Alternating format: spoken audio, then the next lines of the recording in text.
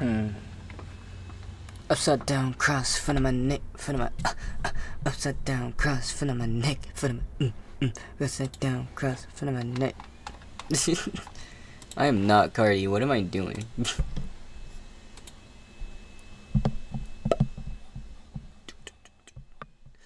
Oh, no, no, no, no. No, no, no, no, no. No, no, no, no. Hi, chat. Hi, hi. No, no, no, no, no. Oh, wow. Do, do, do, do, do. Bam, bam, bam, bam.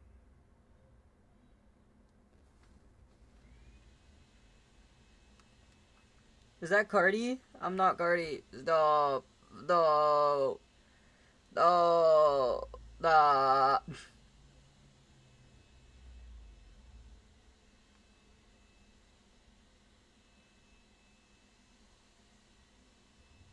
Sing Reddit right now. No, thank you.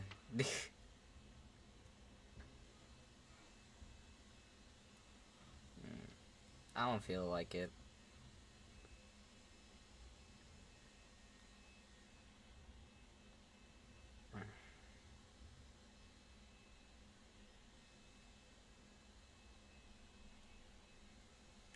Bro, it's just like, I don't feel like it. I don't feel like singing Cardi right now, bro. And it's true, because I don't. I really don't.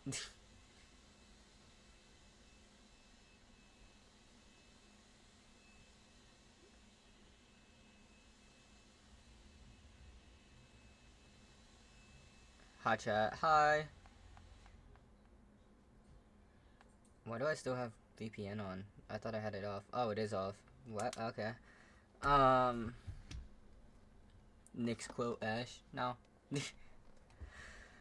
Alright, we gonna watch some videos. We gonna commit some sins. We gonna watch some videos, commit some sins and all that. Hubba dubba ba doo ba boo boo.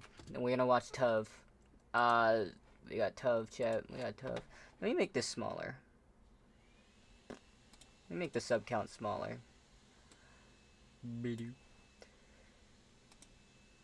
Or maybe I can just...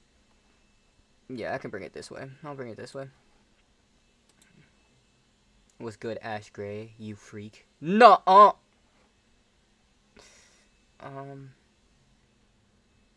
Songs with disturbing backstories. Let's get it. Question, but it's out of context. Do you know Gacha Club? I know Gacha Club. I used to be a Gacha kid. Then I started growing up and getting out of it because I thought it was weird. So, yeah. Hold on, I don't know if you guys can hear it. No, no, no, no, no. Oh, girl. Johnny, no. Oh. Oh, oh, oh. Oh. No, hold on. This is part 3. I didn't know that this was part 3. I'm not gonna lie. There you go. So you guys have been asking for this video for about 2 years now. Ash, we're ops. Oh, right. My bad.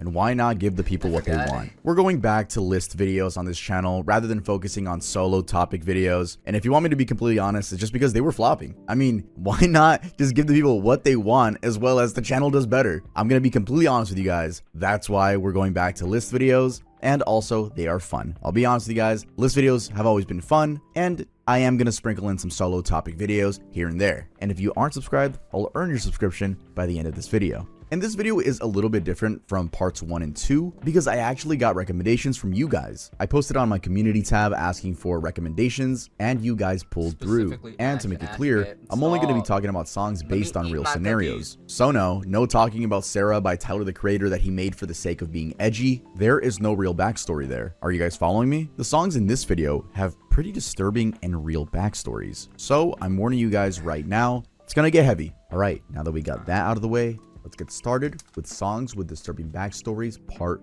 3. Stop. The Way by Fastball. If I were to summarize this one, I'd say Fastball's 1998 hit The Way romanticized a truly tragic disappearance in a nice way. A way that definitely left an unforgettable mark on listeners. Now, just so we're on the same page, a little background. Fastball is an alternative rock band from Austin, Texas, consisting of Tony Scalzo, Miles Zuniga, and Joey Shoefield. The band has had a fair share of success because while some of their projects, like their debut album Make Your Mama Proud, struggled to gain traction, it only sold 5,500 copies, others, like their second album, All the Pain Money Can Buy, propelled them into mainstream success and even got them Grammy nominations. And right at the center of that success was a song we're going to be talking about, The Way. Described as a dreamy, sunny shuffle and exquisite harmonies, it surprisingly went on to spend 7 weeks at #1 on the Billboard Modern Rock Tracks chart in 1998. Unknown to many, at least as it made circles, but beneath the catchy melody was a rather sad story based on real-life events. The events being the case of Leela and Raymond Howard, an elderly couple from Salado, Texas. Apparently, Leela was 83 and showing signs of dementia, while Raymond, 88, was recovering from brain surgery after being in a car accident. Despite their health challenges, they were inseparable and deeply in love. A rare romance that is said to have taken off late in their life after both had lost their first spouses, meaning both were in their second marriage. They also shared a love for church, and they're said to have had a late-in-life lust to live. Anyway, on June 28, 1997, the Howards set out for their favorite annual fiddling festival in Temple, Texas, just 15 miles away from their place in Belton. It was a tradition they cherished. However, this trip would take a tragic turn. After leaving, the couple never returned home. They seemed to have just vanished. By evening, their family grew worried and reported them missing. As the days passed without any sign of them, their disappearance became a Texas-wide mystery. Headlines about them, like "Family Remains Mystified by Disappearance," began floating all over and, maybe as expected, captivated lots of readers, including a man named Tony Scalzo, the lead vocalist for Fastball. Scalzo said it was his manager's idea for him to My name is Jonas, like the Jonas Brothers? Cool. Look into the newspaper for musical inspiration, and that happened to have been the story that was running at the time. He followed it closely as reports trickled in. It turned out the Howards had been spotted hundreds of miles away in Arkansas on June 29th, stopped twice by police for driving without headlights and then with high beams on. Both times they were given warnings and sent back on their way despite showing signs of disorientation. At one stop, Leela asked for directions back to Texas but had continued driving deeper into Arkansas. Their car was later seen at a farmer's market in Arkansas before vanishing completely. Search parties combed through multiple states for 2 weeks, but found no trace of the couple. Then soon after, a tragic discovery followed. On July 12th, as reported, 2 boys walking home from a video store near Hot Spring, Arkansas, noticed a strong odor coming from a ravine off State Highway 7. They reported it to their dad, who then told the police. Investigators discovered the Howards' maroon Oldsmobile at the bottom of a 25 feet steep cliff hidden by dense bush. Raymond's body was apparently still in the car, while Leela's was found about 20 feet away holding her purse and car keys. It appeared she might have tried to help Raymond after the crash before succumbing to her own injuries. Now, there are more details than that, and all are pretty devastating. Like, there were no skid marks on the road above, for example, suggesting the couple hadn't slowed down before plunging off the cliff. Whether it was due to confusion or the inability to see danger ahead remained unclear. Now, going back a little bit, when Scalzo first read about the Howards' disappearance, it was before their fate was known, so he imagined a romanticized version of their journey. In his head, they weren't lost or confused. They had simply decided to escape life's burdens and relive their youth on an endless road trip. That's the vision that inspired him to write The Way, with lyrics like, "They made up their minds, and they started packing. They left before the sun came up that day, an exit to eternal summer slacking. They drank up the wine and they got to talking, but now had more important things to say. And when the car broke down, they started walking. Where were they going without ever knowing the way? Anyone can see the road they walk on is paved in gold. And it's always summer. They never get cold. They'll never get hungry. They'll never get old and gray. You can see their shadows wandering off somewhere. They won't make it home, but they don't really care. They wanted the highway. They're happier there. Today, today." By the time Fastball recorded the song and were done, news broke out about the couple's tragic end. The Way became an instant hit, and till today, it stands as one of Fastball's most iconic tracks. And as for the family, they were happy. Alfred, the couple's granddaughter, for example, said how much honor she felt when... Let me look it up. Hold on. What is it called? Fastball? Let me look it up.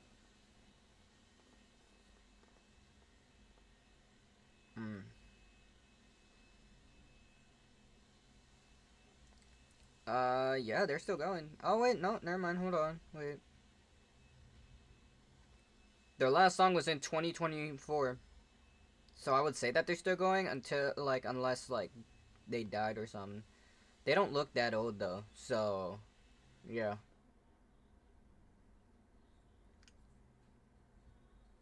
Nice, though, okay. When she realized the song was for her grandma. Let It All Work Out by Lil Wayne. Lil Wayne, born Dwayne Michael Carter Jr., is a hip-hop icon who has arguably been shaping the genre for over 2 decades now. And when I say icon, I mean that in every sense of the word, because people can pinpoint exact specific things that he made iconic, those high-pitched, whiny vocals being one example. Anyway, for those who might not be familiar, Wayne burst onto the scene as a teenager in the late 90s and quickly rose to become one of the most influential rappers of our generation. 13 studio albums and 29 mixtapes of pretty much straight hits. Now, the song we're talking about, Let It All Work Out, is the closing track on Lil Wayne's long-awaited album, The Carter 5, released in 2018 after years of delay due to legal disputes. And before we even get to the song, the album itself was a rather back with a bang kind of return for Wayne, and even went ahead to debut at number 1 on the Billboard 200 and, according to reviewers, reminding everyone why he's still considered one of the greatest rappers of all time. I mean, every single song on the album made the Billboard 100 chart. Now onto the specific song. The backstory is actually just as powerful as its lyrics. Why? Well, it revealed a truth about a story that had floated around for some time, a claimed accident that caused a gunshot wound. For years, Wayne had apparently maintained that a gunshot wound he sustained at age 12 was an accident. However, on Let It All Work Out, he finally revealed the truth. It was a suicide attempt. In the song's third verse, Wayne raps, "I found my mama's pistol where she always hide it. I cry, put it to my head and thought about it. Nobody was home to stop me, so I called my auntie, hung up, then put the gun up to my heart and pondered. Too much was on my conscience to be smart about it, too torn apart about it. I aimed where my heart was pounding. I shot it, and I woke up with blood all around me. It's mine. I didn't die, but as I was dying, God came to my side and we talked about it. He sold me another life and he made a profit." Now, this revelation came as a shock to many and would go on to become a point of discussion for fans even years later, post-2018 that is.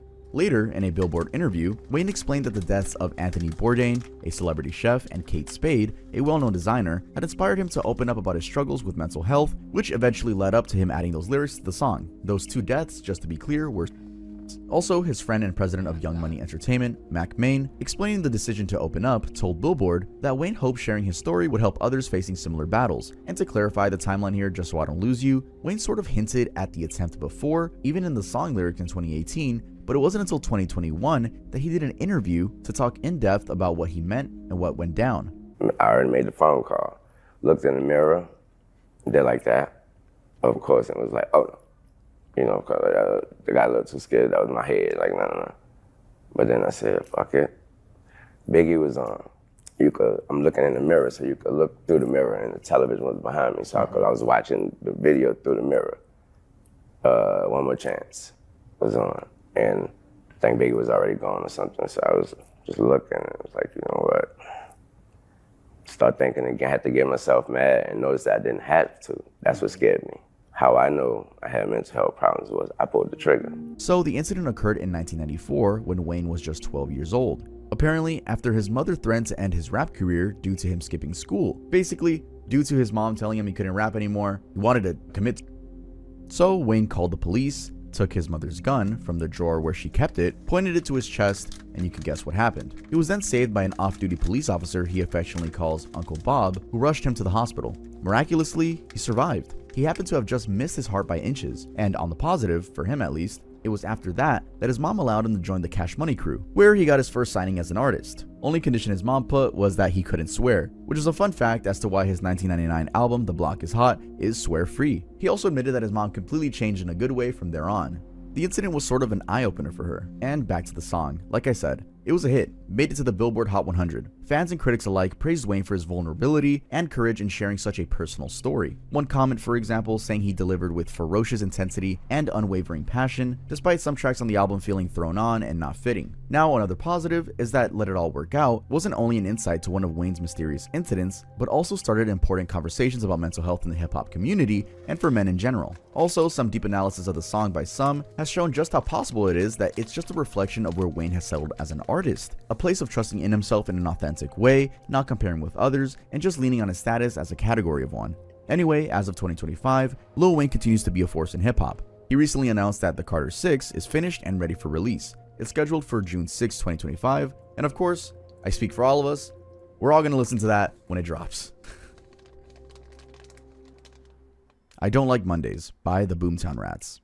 Okay, so this next one. The Boomtown Rats' 1979 hit, I Don't Like Mondays. It can be summed up as one of the most haunting tracks of its time, given that it's a song modeled after a rather senseless tragedy. But before we get into it, a little bit of background on the band. So, the Boomtown Rats were an Irish new wave rock band fronted by a man named Bob Geldof, who would later become famous for organizing Live Aid, a massive charity concert that helped famine victims in Ethiopia. Known for their energetic performances and Geldof's moody charisma, the Rats rode the wave of the punk and new wave movements that were going on in the late 1970s. Now, the specific song we're covering here, I Don't Like Mondays, was released as the lead single from their third album, The Fine Art of Suffering. It quickly became a chart-topping hit in the UK, where the band had the most fan base, and then worldwide, where it made the US Billboard Hot 100 chart. In the UK, it particularly stuck at the top, spending 4 weeks at number 1 and generally solidifying the band's place in the rock music scene. The story behind it, though, is anything but cheerful. On January 29, 1979, Brenda Ann Spencer, a 16-year-old girl living in San Diego, California, committed what would later be recognized as one of the first modern school shootings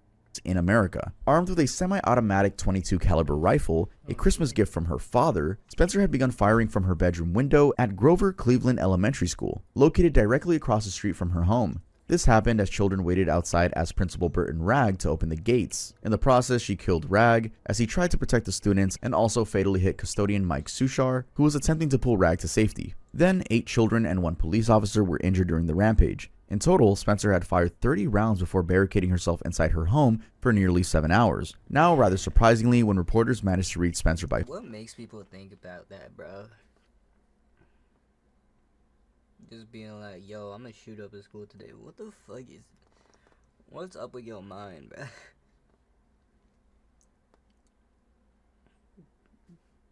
People are dumb for actually doing that, bro.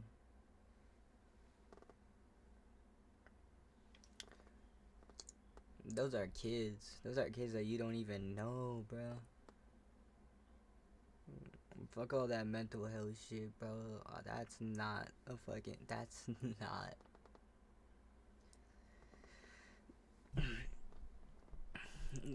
That is not an excuse to shoot up a freaking random ass school. Or, like, a school in general. That's not a, That's not a reason. Mental health is not a fucking reason. I'm gonna say that right now. I do not believe I do not believe mental health is a reason to shoot the school up, bro. And that just might be me. So. phone during the standoff and asked why she had committed such an atrocity, her response was chillingly bizarre. I don't like Mondays. This livens up the day. She then later added that she thought it was, quote, fun, and told reporters she had to go back and shoot some more. Eventually, she surrendered after being promised a Burger King meal by negotiators. Yes, a Burger King Whopper meal is what got her to surrender. After killing a bunch of innocent people, that's what got her. Anyway, Bob Geldof apparently first learned about the shooting while doing a radio interview at Georgia State University's campus station. A telex reporting detailing Spencer's actions and her infamous quote had caught his attention. Geldof described his reaction as, not liking Mondays as a reason for killing somebody is a bit strange. It was such a senseless act. The perfect senseless act. And it was the perfect senseless reason for doing it. Inspired by both the absurdity and horror of Spencer's statement, Geldof immediately wrote I Don't Like Mondays. He tried to get into the perspective of Spencer, for example with the song's opening line, the silicone chip inside her head gets switched to overload. That was his way of capturing her messed up motive. He also insisted, after concerns, that he wasn't exploiting the tragedy or making Spencer famous, but rather trying to illustrate its senselessness. The silicone chip inside her head gets switched to overload, and nobody's gonna go to school today. She's gonna make them stay at home, and Daddy doesn't understand it. He always said she was good as gold, and he could see no reasons because there are no reasons. What reason do you need to be shown? The telex machine is kept so clean, and it types to a waiting world, and Mother feels so shocked. Father's world is rocked, and their thoughts turn to their own little girl. Sweet 16 ain't that peachy keen. Now that ain't so neat to admit defeat. They can see no reasons because there are no reasons. What reasons do you need? Now for the curious ones, Spencer was charged as an adult and sentenced to life in prison with a chance of parole after 25 years. As of 2025, she remains incarcerated. Interestingly, her case is often cited as the beginning of school shootings in the US as we know them today. Now, the song became an international sensation despite the messed up inspiration. Geldof said he intended for it to get on side B of their album, but after it was a hit on his US tour at the time, he brought it to the forefront. And while some radio stations in San Diego refused to play it out of respect for the victims, it reached number 1 on the UK charts and won an award, Best Pop Song at the Ivor Novello Awards. Also, I do want to mention that there will be a YouTube playlist and a Spotify playlist in case you guys want to check out these songs for yourself. You don't have to go out of your way to look them up. Those links will be in the description. As for my Tidal, SoundCloud, and Apple Music users, I'm sorry, I do have SoundCloud, but I don't have those playlists for you. You could just use the YouTube one and make your own playlist maybe. But yeah, I want you guys to check out the songs. So don't click that yet, because don't ruin the watch time on this video. Keep watching the video. Make it all the way through. Let's head on to the next one. Tears in Heaven, Eric Clapton. All right. So guys, before we get into this one, this is personally the one that gets you, boy. This one gets me, all right? And not a lot of stuff that I research gets me, but I'm letting you guys know this is my saddest one on this list. That's objective, you know, but personally, this is the one that makes me tear up every single time. So let's get into Tears in Heaven by Eric Clapton. Now, this song is one of the more widely known songs on this list, 2.8 million copies sold, and arguably, of course, I'd say it's among one of the most touching songs ever written. Why? Well, for the exact reason as to why it's on this list. It is a deeply personal piece born from the unimaginable pain of losing a 4-year-old son to a regrettable accident. Released in 1992, I'll sum this one up as a story of grief, love, and healing. The story goes back to March 20th, 1991. This is a day when Connor Clapton, Eric Clapton's son, fell to his death from a 53rd floor from a New York City apartment building. Connor was staying with his mother, Italian actress and model Lori Del Santo, in a Manhattan condo on 57th Street. Apparently, that morning, a janitor had been cleaning the huge building windows while Del Santo, Connor, and their maid were getting ready to visit the Central Zoo. Del Santo had warned the maid to not let Connor out of her sight, even for a second, because of the cleaning that was going on. This was around 11 in the morning. Now, Connor is said to have begun playing hide and seek and running around. At one point, the maid was running after him, and he went right past the janitor. For a second, the janitor stopped the maid to tell her that Connor had slid open the window and squeezed through, and unfortunately, that's the moment he'd fall over. Del Santo remembers the maid letting out a dreadful scream at that exact moment. The fall was fatal. Eric Clapton, who was in New York at the time but not staying in the same apartment, had spent the previous day with Connor at the circus. It was one of their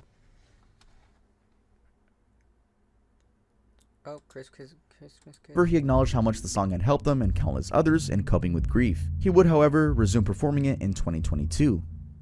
Christmas Kids, Roar.